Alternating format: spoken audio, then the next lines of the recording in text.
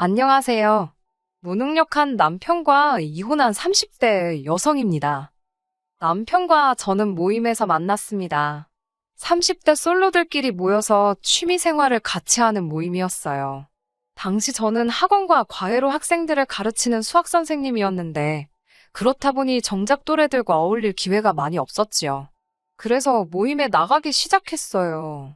남편의 경우, 남편은 원래 직장을 다니는 평범한 회사원이었는데 업무로 인해 스트레스를 많이 받았다고 하더라고요. 주말에라도 그런 스트레스를 날려보고자 모임에 합류했답니다. 저희는 모임 내에서 친분을 쌓아가다가 남편의 데이트 신청으로 밖에서 만나기 시작했어요. 결혼을 결심하기까지 1년 반이 채 걸리지 않았네요. 양가 어른들의 축하를 받으며 저희는 부부의 연을 맺었습니다.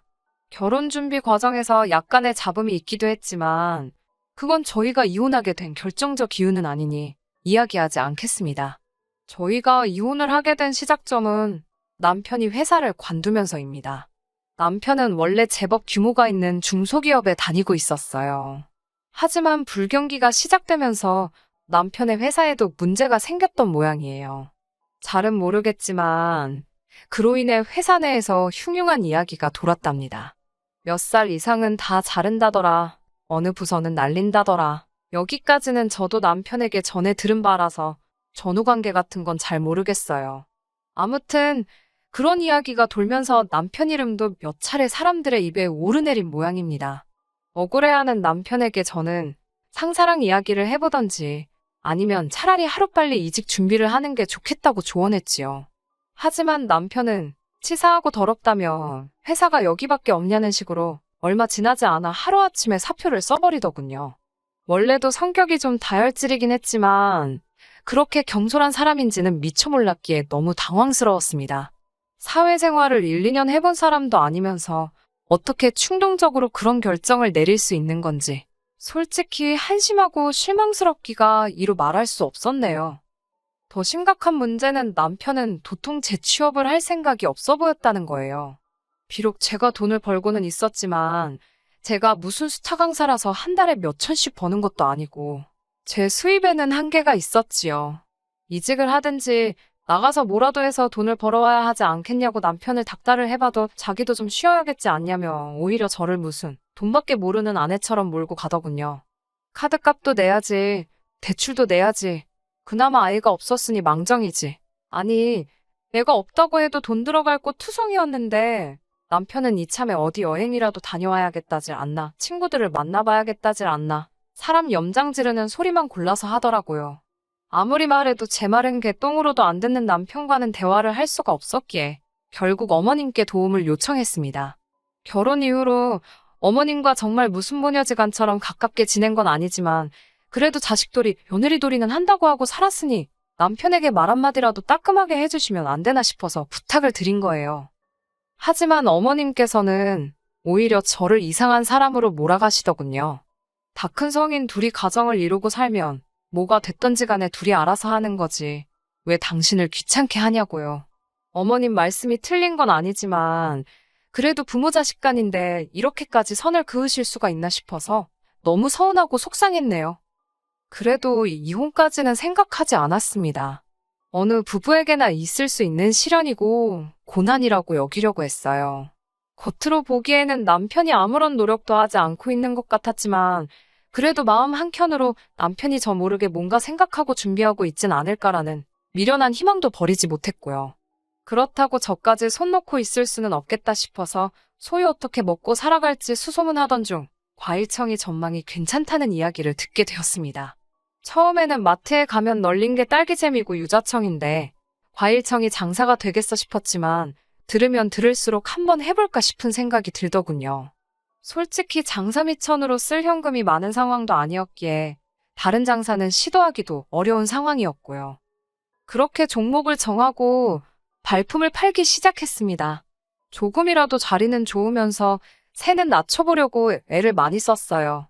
하지만 제가 가진 2천만 원 가지고는 어림도 없더라고요. 돈 이야기가 나와서 말인데 저희는 신혼 때부터 반반 생활비를 내고 있었고 나머지 벌이에 대해서는 서로 간섭하지 않고 있었습니다. 사실 처음부터 이러려던 건 아니었어요. 원래는 남편이 벌어온 월급을 전부 저에게 맡기고 제가 관리를 하려고 했지요. 그런데 결혼식을 올리고 처음 남편이 월급을 받아왔을 때였습니다. 어머님께서 당신 아들이 제 모습이냐고, 왜 당신 아들이 벌어온 걸 제가 다 가져가냐고 노발대발 난리를 치셨지요. 알고 보니 남편이 저와 결혼하기 전까지 남편 월급을 어머님이 관리해 주셨던 모양이에요. 저는 어머님께 그럼 제 남편이 어머님 머슴이냐고, 왜 제 남편이 벌어온 걸 어머님이 관리하시냐고 따지고 싶었지만 그때만 해도 저 갓 시집 온 상황이었습니다. 어머님을 상대로 그런 소리를 한다는 게 쉽지 않았어요. 결국 어머님과 저 나름대로 합의를 본 게 둘 중 누구도 남편 월급에 손대지 말자는 거였지요. 남편은 이래도 그만, 저래도 그만이라는 식이었고요. 저는 남편에게 장사를 하려고 하는데 돈이 부족하다고 그동안 모아둔 돈 좀 꺼내보라 했습니다. 그러자 한다는 소리가 제가 하고 싶어서 하는 장사인데 왜 자기가 보태냐고요. 저는 남편에게 지금 3개월째 생활비를 전혀 안 주고 있지 않냐. 그런데 그런 소리가 나오냐고 받아쳤습니다.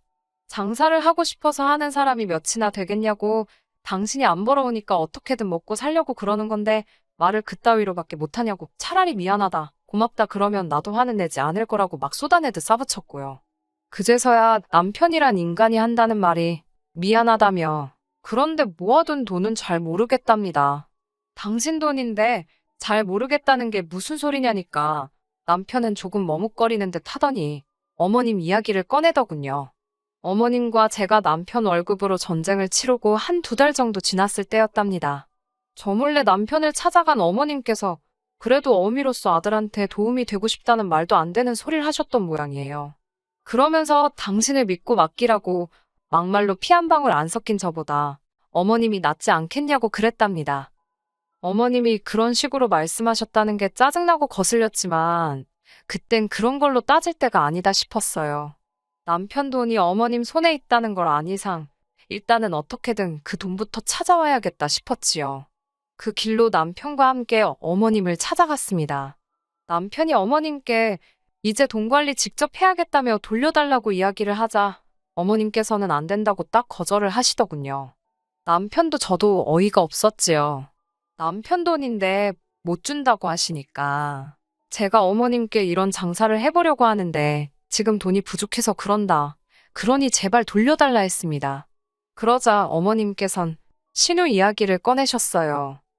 남편보다 3살 어린 신우는 어머님이나 아버님은 귀여운 막내 공주님이라 부르시지만 제 눈에는 철딱선이 없는 사고뭉치 정도로 보입니다. 나이가 30인데도 걸핏하면 시부모님한테 용돈 받아가고 그 용돈으로 뭐 유용하게 쓰는 것도 아니에요. 짝퉁 명품을 산다거나 친구들한테 보여주기 식으로 쓸데없이 돈 낭비를 하는 식이지요. 그런데 그런 신우가 어머님께 유학을 가겠다고 했답니다. 커피를 배우러 이탈리아에 간다고요. 그 말을 들으니 정말 기가 막히고 코가 막혔지요. 하지만 어머님은 드디어 당신 딸이 어떤 목표를 가졌다는 그 사실 자체에 꽤나 감격하신 눈치였습니다. 애가 이렇게까지 해보겠다는데 가족으로서 도와줘야 하지 않겠냐며 남편이 모아둔 돈으로 유학을 보내주기로 했다는 거예요. 제가 그게 말이 되냐고, 신우가 유학을 가건 말건 전 관심 없다. 하지만 왜 제 남편 돈으로 그걸 대주냐고 따졌어요. 하지만 정작 돈의 주인인 남편은 한숨만 푹푹 쉬어댈 뿐 어머님께 이렇다 저렇다 더 말을 못하더라고요. 불쌍하고 한심한 인간, 또 어머님 기세에 눌렸구나 싶어서 안쓰럽더군요. 남편이 정확히 어떤 어린 시절을 보냈는지는 모르겠지만 어머님 앞에서 남편은 늘 기가 죽어 있습니다. 다른 집 부모들은 장남이라 하면 껌뻑 죽는다던데 저희 시댁은 달랐지요. 어쩌면 재혼 가정이라 더 그런가 싶기도 해요. 아버님은 남편에게 새아버지셨고 신우는 지금 어머님과 아버님 사이에서 태어난 딸이거든요. 그리고 이렇게 사연을 이야기하며 곱씹어보니 어머님께서 아버님을 참 좋아하셨거든요. 같은 여자로서 보고 있으면 어쩔 때는 안쓰럽고 저렇게까지 해야 하나 싶을 만큼 아버님 비위를 맞추려고 애를 쓰시는 게 눈에 다 보인달까요? 그래서 더 보란 듯이 남편을 밀어내시나 싶기도 하고. 아무튼 제 나름대로 짐작만 할 뿐이지 어디다 물어보진 못해서 정확하게 이유는 모르겠지만 남편은 어머님 앞에서 찍소리도 못해요. 어쩌다 한마디 하더라도 금세 쭈그러집니다. 그런 남편이 불쌍해서 이혼하잔 생각이 들다가도 항상 결국엔 그 말을 못했어요. 나라도 안 챙기면 이 인간을 누가 챙겨줄까 싶어서.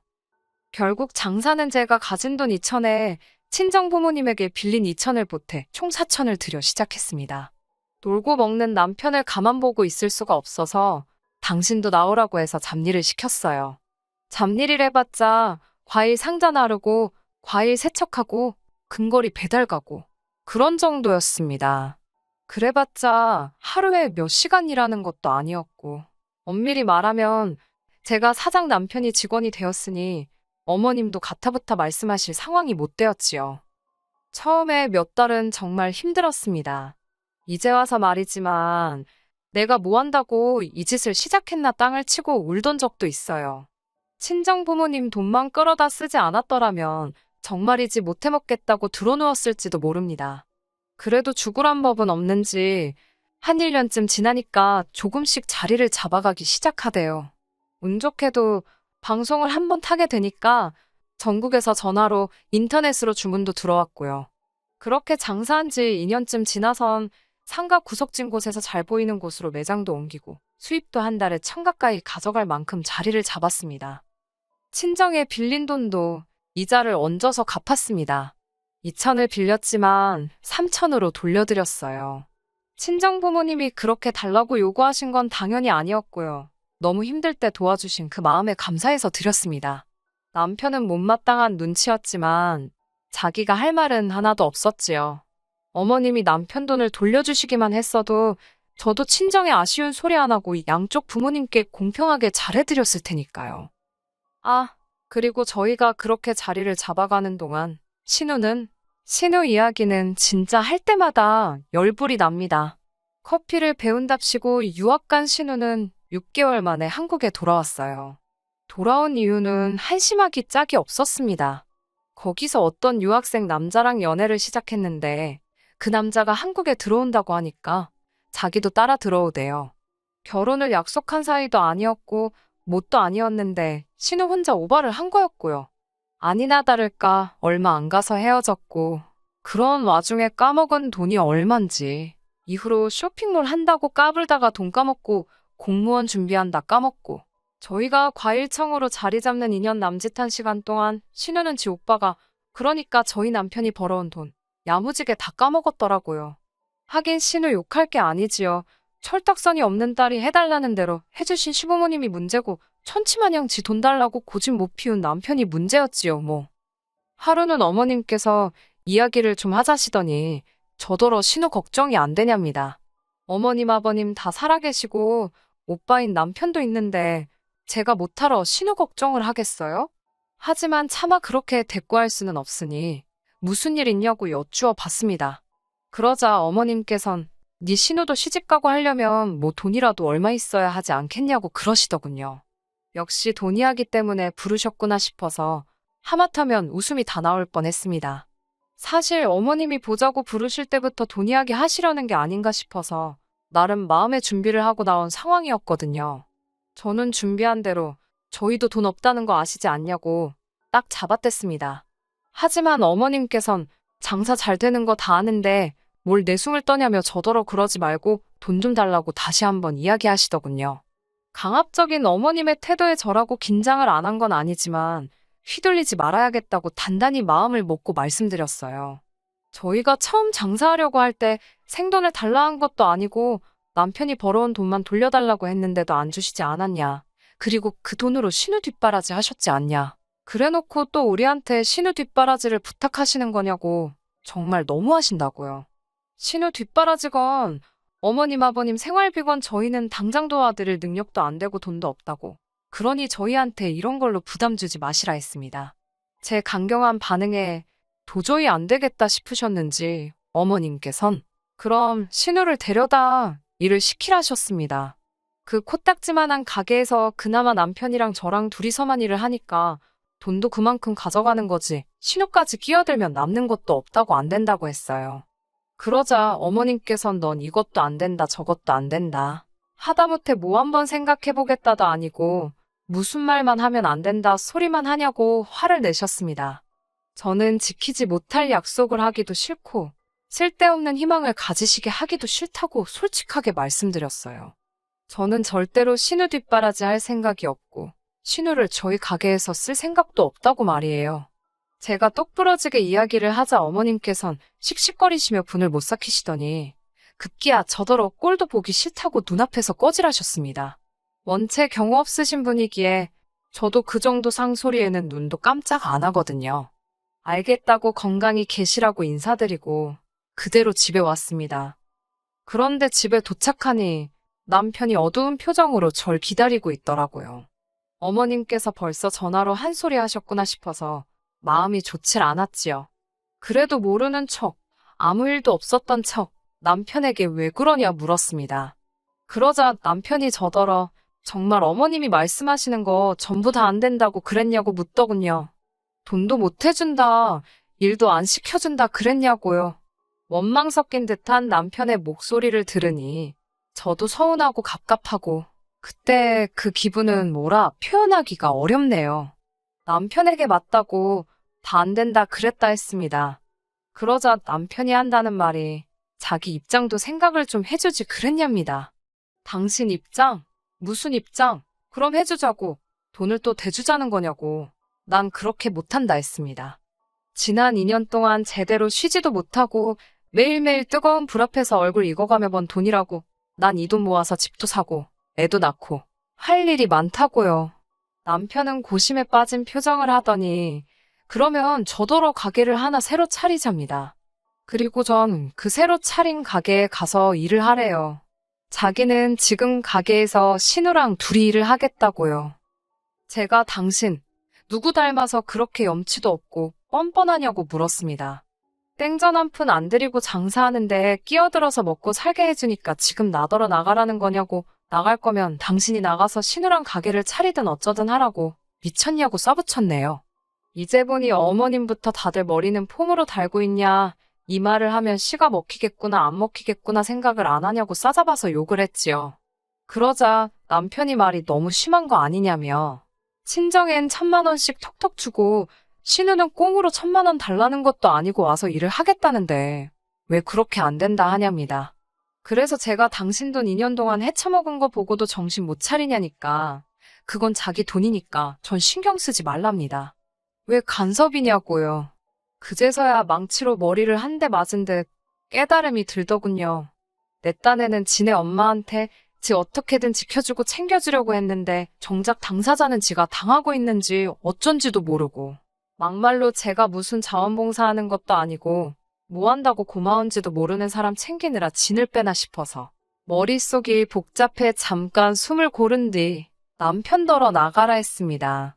정말이지 30분의 정막 끝에 제 입에서 나온 한마디는 그냥 나가였어요. 그러자 남편이 지 엄마 앞에서는 찍소리도 못하더니 저한텐 그동안 자기 일한 거 돈으로 달랍니다. 그 돈으로 자기도 가게 차린다고요. 신이 도왔다고 표현해야 할지 정말 다행히도 저는 남편이 매일 몇 시에 나와 무슨 일을 하고 몇 시에 집에 들어갔는지를 매일같이 기록해두고 있었거든요. 그거에 근거해서 시급 계산해서 보내준다 했습니다. 하루에 서너 시간 꼴랑 일해놓고 자기가 무슨 얼마나 큰 기여라도 한 것 마냥 으스대는 꼴이라니.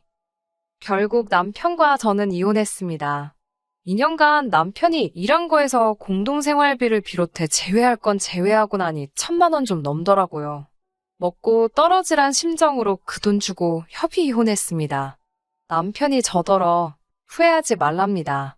저도 했는데 자기라고 못하겠냐고요. 실컷 얼마든지 잘해보라고 했네요. 그리고 이 사연을 쓰게 된 결정적인 이유이기도 한데 엊그제 지인을 통해 남편 소식을 듣게 되었습니다. 신우가 제빵기술 배워서 카페 차린다고 프랑스 간다고 해서 저한테 가져간 돈 또 죄다 털린 모양이더라고요. 어쩐지 그래서 엊그제 남편한테 전화가 왔었구나 싶더군요. 아들 돈 홀랑 털어먹고 가족이라는 이름 아래 며느리 돈까지 홀랑 털어먹으려던 시가족 거지근성도 문제지만 해달라는 대로 다 해주려는 남편 호구근성이 더 문제예요. 연락 받아봤자 잘못했다고 빌거나 어디 돈 더 받아낼 거 있는지 구걸하려고 건 전화일기 안 봐도 뻔하지요. 이제 와서 생각 고쳐먹고 후회한다고 한들 제가 마음이 떠났는데 다시 받아주겠어요? 전화는 가볍게 무시하고 더 마주칠 일도 없게 전화번호도 차단해버렸습니다. 그렇게 살고 싶다는데 그렇게 살게 내버려둬야지요. 끝까지 들어주셔서 감사합니다. 오늘의 사연은 여기까지입니다. 구독과 좋아요, 알람 설정 부탁드리고 더 좋은 사연으로 다시 찾아뵙겠습니다. 감사합니다.